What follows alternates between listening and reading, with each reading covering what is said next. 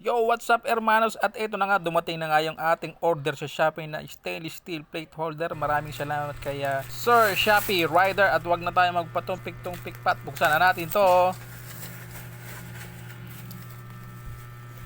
Ayun.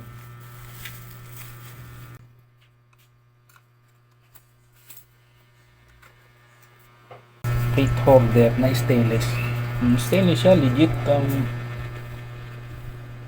Para di naman siguro makompromise yung yung bigat mo. So ginamit na materials is I am very sure na ito yung thickness ito is 0.9, hindi siya 1 mm. Sana kahit paano ginawa siyang 1 mm, no, para hindi siya nagwa-warp. Kasi nagwa-warp siya din. Pero I think itong mga dugtungan na to sa katagal na ito nag-penetrate naman, nag-penetrate naman yung yung hilang. Nag-penetrate naman yung hilang. Lagyan mo ilaw mo tayo para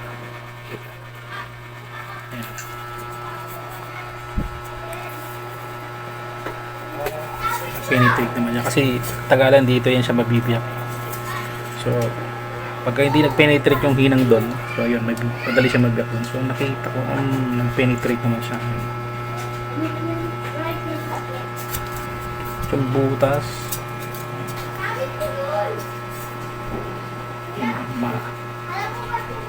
hindi siya ginamit. Dapat para matanggal yung matatalas na hindi dapat to ginagrind at siya, binabarinahan ulit ng mas malaking drill bit para walang matalas.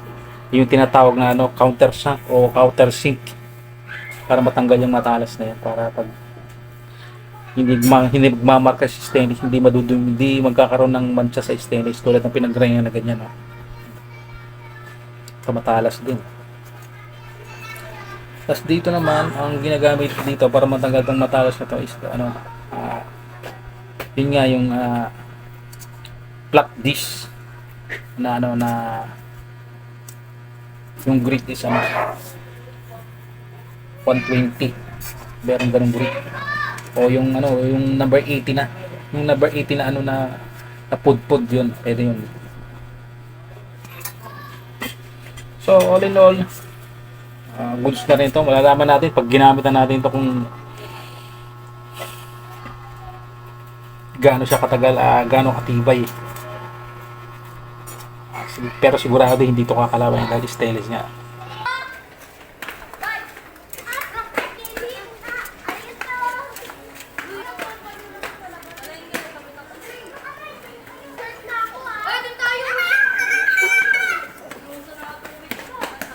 Ang dami kong audience dito.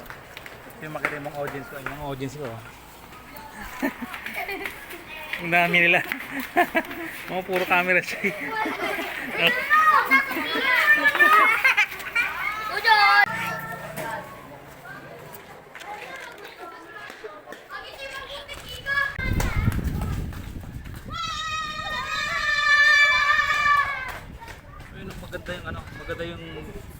Maganda yung pagkakatabas ng acrylic.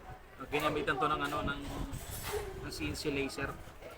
Laser ang kumating nito. Pulitong-pulito siya.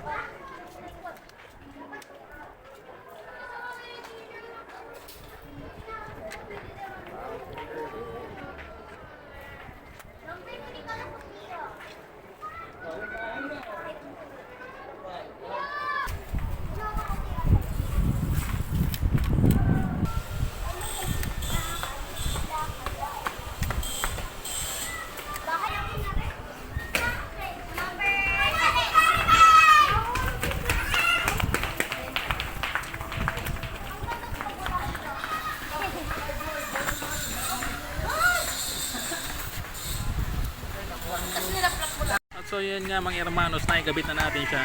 Final installation na natin. Bukod nga doon sa manipis na ginamit na stainless na 0.9, ito pa, umangat siya dahil wala siyang support dito o walang bolt na kakapitan, kabilaan yan. Dito. Dahil dito nga lang yung bolt niya. So pinalitan ko na lang din yung bolt niya ng ng mas maganda pang bolt. Stainless din siya. Malaki yung ulo na flathead din. Tapos allen type. So dito walang problema. Bukod sa matatalas na edges.